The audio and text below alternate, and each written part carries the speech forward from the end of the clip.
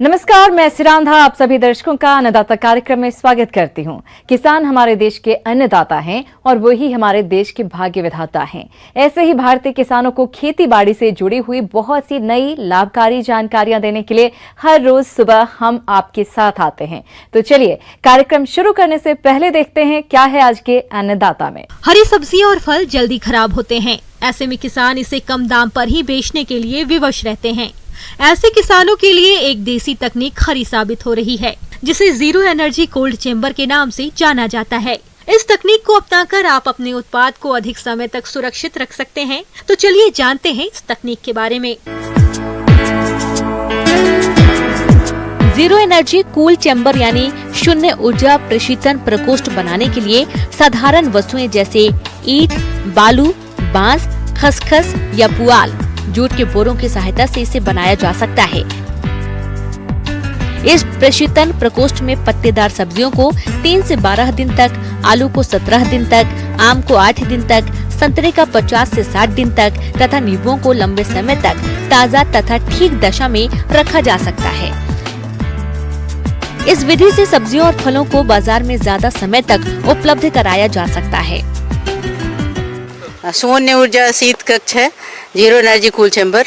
तो इसमें एक्चुअली गांव घर का हम फ्रिज भी इसको कह सकते हैं। तो ये जो हम लोगों ने बनाया है, ये छोटे साइज में बनाया है, जो कि खुली जगह में होना चाहिए। और जैसे कि गृहिणियाँ जो है गांव घर में इसको आंगन में या जहाँ पर खुला हुआ है, सूर्य का प्रकाश पर्याप्त मात्रा में मिलना चाहिए। तो इसको बनाने की बहुत मतलब विधि जो है बहुत ही सरल है। इसमें क्या है, ईंटों की दीवार है, जैसे आप देख पा रहे हैं यहाँ पर कि ईंटों की दीवार के बीच में इसका गैप इतना रखा जाता है और इसके बीच में जो है आपका रेत भर दी जाती है और इस रेत को लगातार गीला रखा जाता है। निर्माण की विधि: भंडारण कक्ष को पानी के स्रोत के पास किसी ऊंचे स्थान का चयन करें। इसके लिए 165 सेंटीमीटर गुणा 115 सेंटीमीटर आकार का ईंटों का फर्श बनाएं। फिर 67.5 सेंटीमीटर ऊंची दोहरी दीवार बनाएं, जिसकी दो परतों के बीच 7.5 सेंटीमीटर खाली स्थान हो। इन खाली स्थान में बालू भरें और बालू को पानी से तर करें। ऊपर के ढक्कन लिए 165 गुना 155 सेंटीमीटर बांस का फ्रेम बनाएं और सिरकी, पुआल या सूखी घास आदि से कवर कर लें। प्रकोष्ठ को सीधी धूप या बरसात से बचाने के लिए उसके ऊपर छप्पर बनाना चाहिए।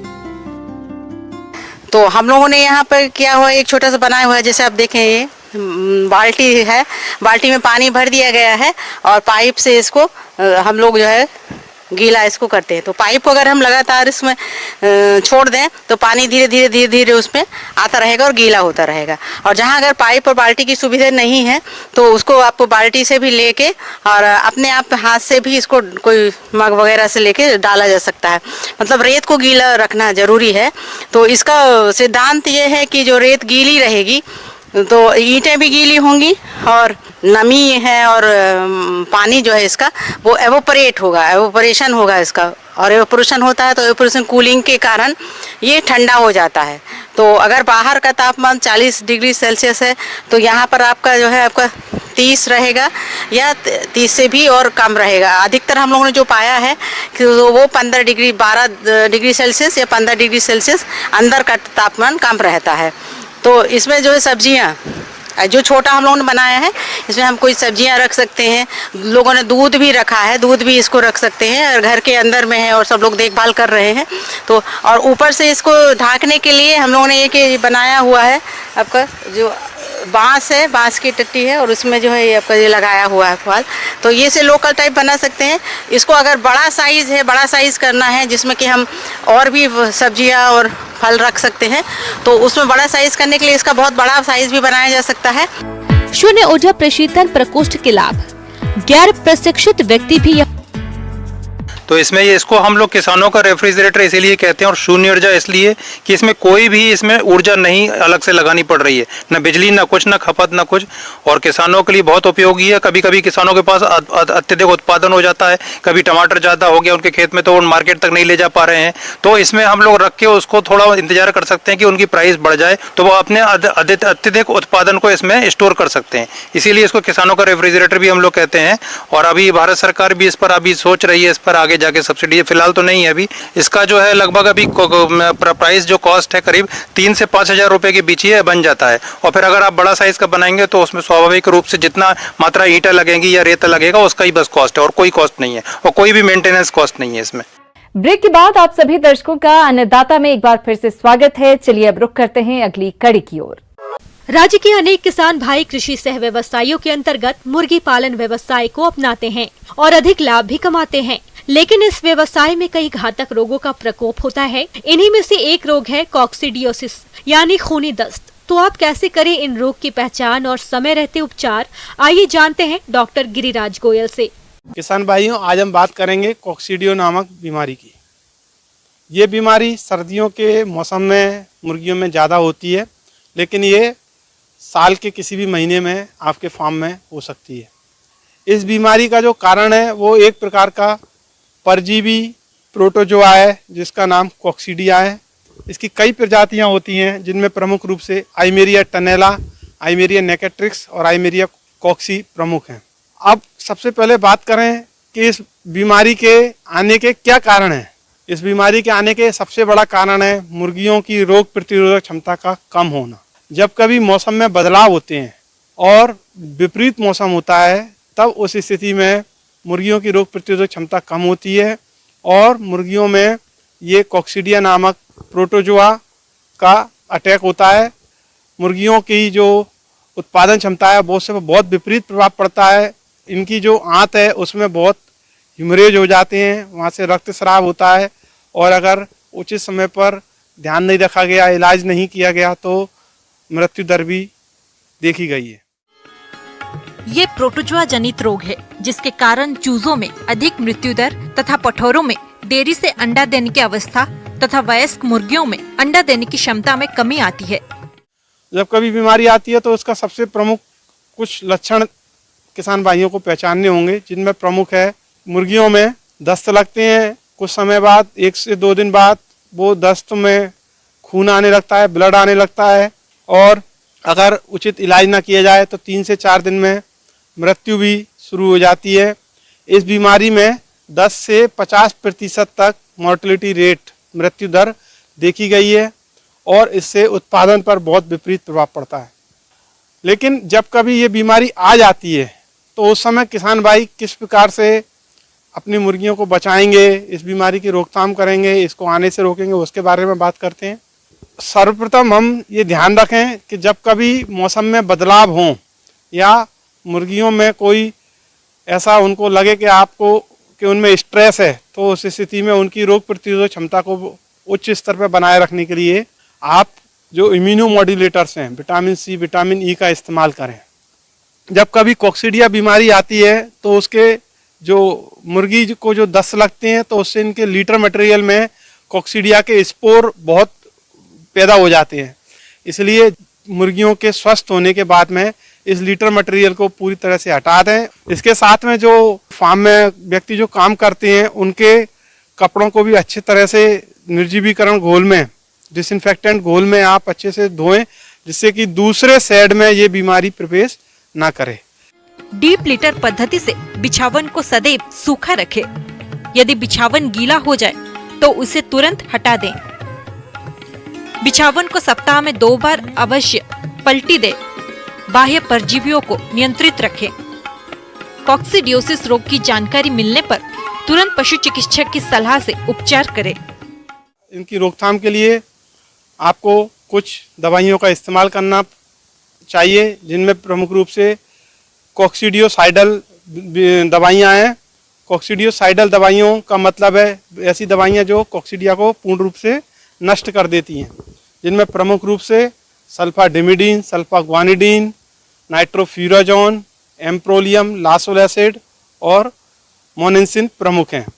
तो कुछ ये सब बातों का अगर आप ध्यान रखेंगे तो आप अपने फार्म में कोक्सीडिया बीमारी को आने से रोक सकते हैं, और अगर ये बीमारी आती है तो उसकी उचित रोकथाम भी कर सकते हैं। मौसम के अनुसार प्रबंधनों पर ही टिकी है आपकी खेतीबाड़ी, इसलिए मौसम पूर्वानुमान और उस पर आधारित साप्ताहिक कृषि सलाह इस प्रकार है।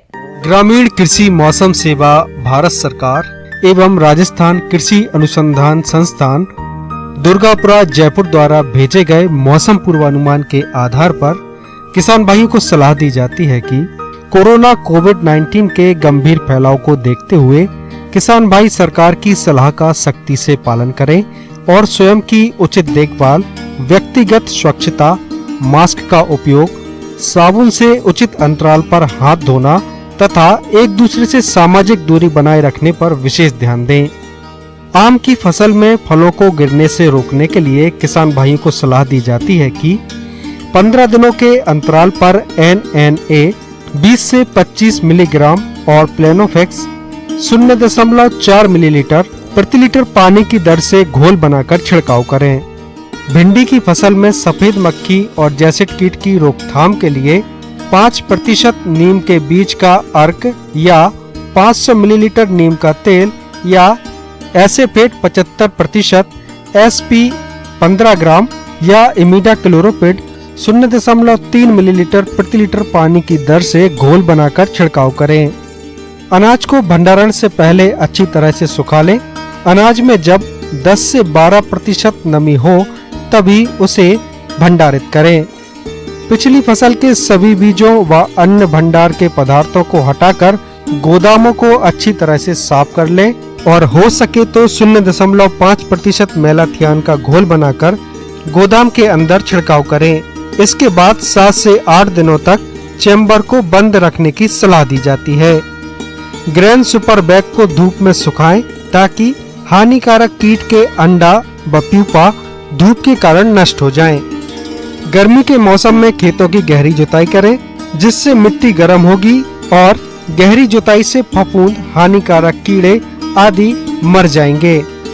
टमाटर की फसल में सिंचाई करते रहें। परिपक्व फलों की तुड़ाई करें।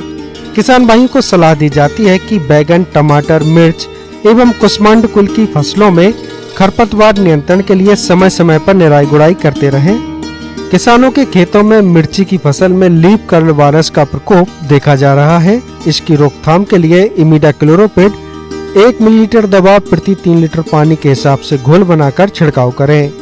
खेत में परिपक्व फसल की कटाई के बाद शेष फसल के अवशेषों को जलाए नहीं बल्कि पिलाऊ, केंद्रीय हल, extra reaper, extra chopper, rotavator एवं कल्टीवेटर की सहायता से मिट्टी में फसल अवशेषों को अच्छी तरह से मिला दें। गर्मी के दिनों में हरे चारे की उपलब्धता बनाए रखने के लिए ज्वार और बाजरा की बुआई करें। जानवरों को गर्मी से बचाने के लिए दोपहर के समय पीने का पानी दें और छाया में पेड़ों के नीचे बांधें। उन्हें स्वस्थ रखने के लिए 50 ग्राम आयोडीन युक्त नमक या 50 से 100 ग्राम खनिज मिश्रण प्रतिदिन आहार के साथ और हरे चारे के साथ मिलाकर दें। इस समय मूंग की फसल में हरा मच्छर, जैसिड, एफिड, थ्रिप्स एवं सफेद मक्खी कीट लगने की संभावना है। इन कीटों का प्रकोप होते ही इनके नियंत्रण के लिए थायोमिथॉक्साम 25 DG 100 ग्राम दवा 500 से 600 लीटर पानी में घोल बनाकर प्रति हेक्टेयर की दर से छिड़काव करें। मिर्च व टमाटर की फसल में इस समय चुर्रा मुर्रा रोग होने की संभावना है, अतः इसके लक्षण दिखाई देते ही रोग नियंत्रण के लिए थायोमिथॉक्साम 25 DG 100 ग्राम दवा 500 से 600 लीटर पानी में घोल बनाकर फसल पर छिड़काव करें। ग्रीष्मकालीन बैगन की रोपाई के 30 दिन बाद पहली टॉप ड्रेसिंग में प्रति हेक्टेयर 50 किलोग्राम नत्रजन तथा रोपाई के 45 दिन बाद दूसरी टॉप ड्रेसिंग भी इतनी ही मात्रा में करें। अन्नदाता हेल्पलाइन निःशुल्क फोन संपर्क सेवा के माध्यम से आपके द्वारा पूछे गए प्रश्नों में से 1 या 2 महत्वपूर्ण प्रश्न को हम अपने कार्यक्रम में शामिल करते हैं। इसी के तहत आज का चयनित प्रश्न और उसका जवाब इस प्रकार है।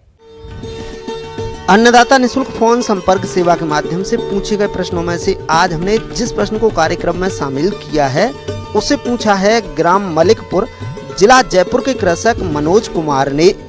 आप वर्मी कंपोस्ट बनाने की तकनीक के बारे में संपूर्ण जानकारी चाहते हैं तो मनोज कुमार जी आपकी जानकारी के लिए प्रस्तुत है कार्यक्रम का ये अंश। आज हम किसान भाइयों के बीच में वर्मी कंपोस्ट या केचुआ खाद बनाने की विधि के ऊपर हम चर्चा करेंगे। जैसे कि हम जान रहे हैं कि वर्तमान समय में हम देखते हैं कि उत्पादन में लगातार वृद्धि हो रही है, लेकिन इसके साथ साथ हमें कई दुष्परिणाम समझ में आ रहे हैं। उत्पादन की वृद्धि जो हो रही है वो लगातार हमें रासायनिक खाद की मात्रा जब हम उपयोग कर रहे हैं तो उत्पादन में वृद्धि हो रही है, लेकिन इसके साथ साथ हमें अनेक दुष्परिणाम भी दिखाई दे रहे हैं। जैसे कि आपकी जो आप फसल ले रहे हैं या जो भी सब्जी ले रहे हैं उसमें धीरे धीरे स्वाद एवं गुणवत्ता में इसमें धीरे धीरे कमी आ रही है। किसान भाइयों, आप वर्मी कंपोस्ट को अपने स्तर पर कम खर्च में आसानी से बना सकते हैं और इस वर्मी कंपोस्ट का फसलों में उपयोग करके खेती में लागत को कम करने के साथ साथ फसलों की पैदावार तो बढ़ा ही सकते हैं, इसके अलावा उपज की गुणवत्ता अच्छी रहती है। तो इस तरीके से जैविक खाद का एक बहुत अच्छा प्रारूप है अपना केचुआ खाद। केचुआ खाद जो है उसको हम वर्मी कंपोस्ट भी कहते हैं। तो केचुआ खाद में क्या है कि केचुआ खाद जैसे कि नाम से हमें इसमें समझ में आ रहा है कि केचुआ के द्वारा बनाई जाने वाली खाद वो केचुआ खाद कहलाती है। तो इसमें आपका जितना भी फार्म वेस्ट मटेरियल होता है, जैसे घास फूस या निंदाई में जो भी निकला या फिर भूसा या जो भी आपकी हार्वेस्टिंग के बाद जो भी आपका कचरा बचता है वो ठीक है। फिर उसके बाद आप क्या कर सकते हैं, गोबर की खाद को इकट्ठा मिला के जो सड़ती है खाद या पचाकर जो खाद बनाकर बनती है और उसको केचुआ के माध्यम से पचाकर केचुआ को खिलाकर जो मल के रूप में हम खाद प्राप्त करते हैं उसको हम वर्मी कंपोस्ट कहते हैं। केचुआ खाद को बनाने के लिए हम किस तरीके से बना सकते हैं और इसमें किस तरह की जगह का चुनाव करना है। तो सबसे पहले इसको हम देखते हैं कि केचुआ खाद हमें ऐसे जगह पे बनाना है जहाँ पे जल भरावन ना हो, कुछ हाइट पे थोड़ा सा ऊंचाई पे जहाँ पे पानी ना भरे, ठीक है। एक छायादार जगह देखना है। तो इसको बनाने के लिए ये जगह का चुनाव करते हैं। तो सबसे पहले हम क्या करते हैं, इसको आप जो किसान भाई बना सकते हैं तो उनके लिए क्या है, या जिनकी आर्थिक स्थिति अच्छी है तो वो आप क्या कर सकते हैं, सीमेंट के टाके भी बना सकते हैं। सीमेंट के टाके बनाने के लिए एक आइडियल साइज़ जो है वो 12 फीट लंबा होता है, उसमें 5 फीट चौड़ा होता है और आपका 3 फीट जो होता है ऊंचाई वाला होता है। इसके ऊपर आपको टीन का शेड लगाना होता है और ये जो सभी टाँके होते हैं ये आप अपनी इच्छा के अनुसार आप उसको 3 से 4 भागों में कर सकते हो, छोटा बड़ा कर सकते हो और बीच में एक जाने का रास्ता कीजिए, थोड़ा सा सकरा सा 1 मीटर चौड़ा करीब है। फिर उसके बाद आपको क्या करना है, 10 से 15 सेंटीमीटर आपको भूसे की लेयर डालना है। भूसे की लेयर के अलावा आप इसमें जैसे भूसा इसमें कई प्रकार का हो सकता है, जैसे धान का हो सकता है और आपका ये क्या बोलते हैं दलहनी का या फिर रामतिला का, तो आप उसको यूज़ कर सकते हैं। उसको आपने 15 सेंटीमीटर में डाल दिया, लेयर बिछा दी। फिर उसके बाद क्या करना है, हमें अधपका गोबर या फिर हमें कच्चा अधपका गोबर ले सकते हैं, या फिर जिन किसान भाइयों के पास गोबर की उपलब्धता नहीं है तो कम है तो उसको क्या कर सकते हैं, वो कच्चे गोबर को पानी में घोल के सैलरी बना के उसमें डाल सकते हैं। कि उसको हमें इतना भरना है कि करीब करीब 10 से 15 सेंटीमीटर वो खाली रहे ऊपर, ताकि उसको आपको जब उसको उलट पलट करना रहे तो आसानी से किया जा सके। किसान भाइयों, वैसे तो कई तरह के केंचुए हैं, पर वर्मी कंपोस्ट बनाने के लिए आइसिनिया फोर्टिटा प्रजाति के केंचुए अच्छे होते हैं जो कम समय में अच्छी तरह से वर्मी कंपोस्ट खाद बना देते हैं। फिर उसके बाद क्या किया आपने, इस तरीके से भर लिया। भरने के बाद क्या करना है, हमें उसमें केचुए डालने हैं। तो अपना ये जो साइज़ मैंने आइडियल साइज़ बताया था आपको 12 बाई 5 बाई 3 का या फिर 8 बाई 4 बाई 2 का, इसमें हमें क्या करने हैं, 1 से 1.5 किलो अपनी सुविधा के अनुसार उसमें केचुए डालने हैं ना। तो वो जो रहते हैं वो 2 से 3 महीने के अंदर वो खाद को आपको सड़ा के दे देते हैं। हर दूसरे तीसरे दिन हमें पानी डालना है, नमी बनाए रखना है और इस तरीके से फिर उसके बाद हमें उसको ऊपर गीले बोरे की जो टाट होती है उससे ढांक देना है। तो इस तरीके से जब हमारी, और पानी की सिंचाई हमें हर दूसरे तीसरे दिन करना है। वर्मी कंपोस्ट खाद लगभग 45 दिन में तैयार हो जाती है। इसके बाद इसे ऊपर से इकट्ठा करके छान लेना चाहिए ताकि वर्मी कंपोस्ट के साथ जो केंचुए आ गए हैं वो छन कर रह जाएं और इन केंचुओं को दोबारा वर्मी कंपोस्ट खाद बनाने के काम में ले सकते हैं।